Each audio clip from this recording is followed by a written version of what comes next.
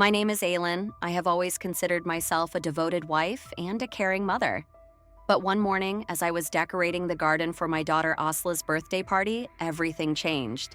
Who would have guessed that an offer of help would awaken feelings I had forgotten for years and turn my life upside down? How far can our emotions take us, and how can they change our lives? This story is about an unexpected turning point in my life. Read on and find out how this stunning story ends. In the garden, at the top of a wobbly staircase, I was hanging lights on the porch. The sun was warm and soothing, and the garden was peaceful. Preparing for my daughter Asla's birthday party was always a joy, even if the whole burden was usually on my shoulders. My husband Tarek was busy with his work most of the time and didn't have much time to help. The staircase swayed slightly, but I was used to such difficulties. Just then, I heard a voice that made me jump from my seat. "Aunt Aylin, can you help me?" The voice was deeper than I expected. When I turned my head, I almost lost my balance. Standing in front of me was my best friend Aishi's son, Kerem. "Oh, Kerem, thank you so much. I really needed your help," I said, trying to look calm as I slowly descended the ladder. He took a step forward to steady the ladder, and our hands touched for a brief moment. That simple touch gave me an unexpected feeling. "I just arrived and I thought I could help," Kerem said, his eyes twinkling mischievously. "Would you subscribe to my channel to support me?" "That's very kind of you," I replied and guided him to the other side of the garden, where the decorations were. As we worked together, it was impossible not to notice his presence. Her confident and relaxed movements were almost hypnotizing. Every time our hands collided, my heart raced. "How are you doing, Kerem? How are your studies and social life?" I asked. "It's going well, Aunt Aylin. It's like a mix of classes and social life, but it's nice to come here. Everything is calmer than on campus," he replied. I wanted to laugh as I straightened the tablecloth, but it came out a little strained. "I can imagine. We all miss you so much, and Asli talks about you all the time," I said. "I hope she says good things," he replied with a slight smile. "Only the best," I assured her. We locked eyes in that moment, and it seemed like an eternity. That simple touch and smile revived feelings I had forgotten for years. As evening fell, the sounds of the party and laughter filled the garden. But beneath those moments, the secret spark between Kerem and me persisted like an invisible bond. I often noticed Kerem among the guests. He stood out with his energy and charisma. He impressed everyone with his conversation. At one point, we met at the drinks table. "Aunt Aylin," he called out with a slight grin. "I saved this last glass for you," he said, handing me Oslu's favorite drink. "Thank you, Kerem. I really needed this," I said. Our glasses touched each other for a brief moment, and that familiar spark struck me again. The next morning, everything started ordinary. Tariq had gone to work. Asli was preparing for another busy day at work. I wanted to take a long shower after clearing the breakfast table. The warmth of the water eased the tension in my shoulders, and I tried to push my thoughts away, but it was impossible to escape the chaos in my mind. I couldn't stop thinking about the time I spent with Kerem. He brought me a vitality and excitement I hadn't felt in years. But these feelings also enveloped me with guilt. Behind the shower curtain, there was only the sound of hot water.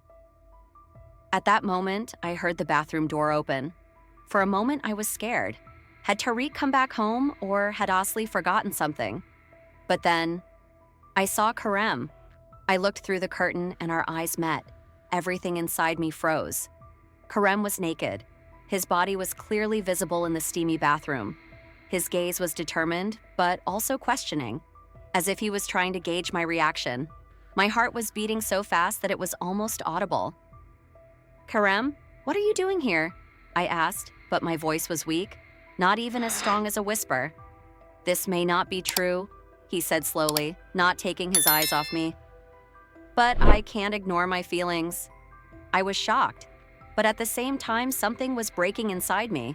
The walls that had been like stone for years were slowly starting to crack. Kerem's courage both frightened and fascinated me. Then, he parted the curtain a little. At that moment, everything seemed to stop. I felt as if the world had fallen silent and time belonged only to us. Kerem took a step, then another step. I could no longer feel the warmth of the water, but the warmth of his breath. Our eyes met once more, and every barrier inside me broke down. Please subscribe to my channel to support me. Kerem leaned towards me. The determination in his eyes completely captured me. When their lips finally touched, an energy that had been building up inside me for years exploded. Everything suddenly made sense. His touch, the warmth of his lips, the feel of his hands on my body.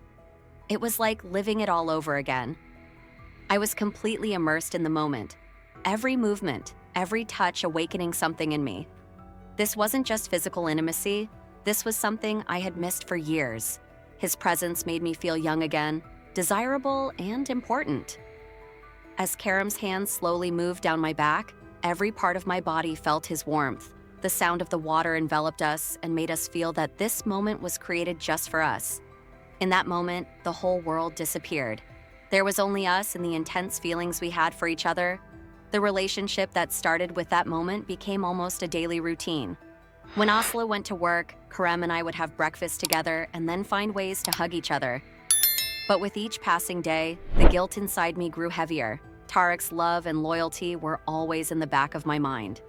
But Kerem's presence was pulling me into a completely different world. Finally, I started to ask myself this question. This is not right, but why can't I stop? As I was fighting with myself, now I turn to you and ask the same question. If you were in this situation, what would you do? My relationship with Kerem became more complicated over time. With each passing day, the conflict inside me was deepening. My love for Tarık was sustained by years of habit and trust. But Kerem's presence made me feel something else entirely. Even though this relationship seemed like a dead end, I couldn't stop myself from surrendering to the intense emotions of those moments. One day, Tarık came home early from work. I didn't normally see him this early. He looked tired but happy. He walked in the door with a bouquet of flowers. "I wanted to surprise you," he said with a smile. At that moment, I felt a lump in my throat. The guilt inside me became unbearable in the face of Tarık's innocence and love. My hand was shaking as I took the flowers. Tarık attributed it to my tiredness, but in fact, I was feeling a storm raging inside me. Kerem was getting ready to go out with Aslı that same day. As I was seeing them off at the door, our eyes met, and I noticed the tension on Kerem's face. When Aslı happily took his arm, oblivious to everything, it triggered another wave of regret in me. Please subscribe to my channel to support me. That night, Tarık and I did something we hadn't done in a long time. We sat together and watched a movie.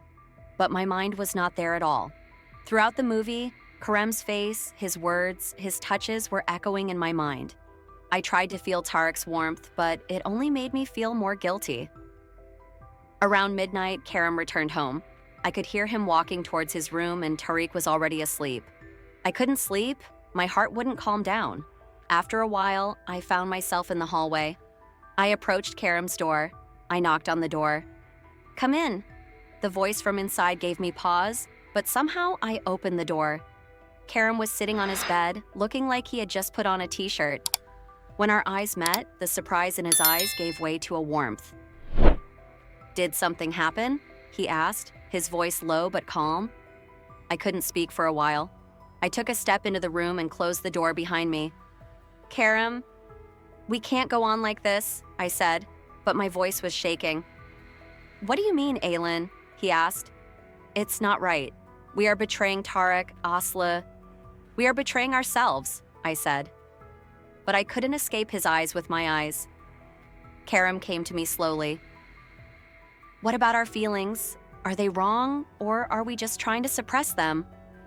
His words were breaking down the walls inside me once again. His presence was affecting me as always. But this time, I felt I couldn't go on any longer. I felt that spark once again as Kerem approached me.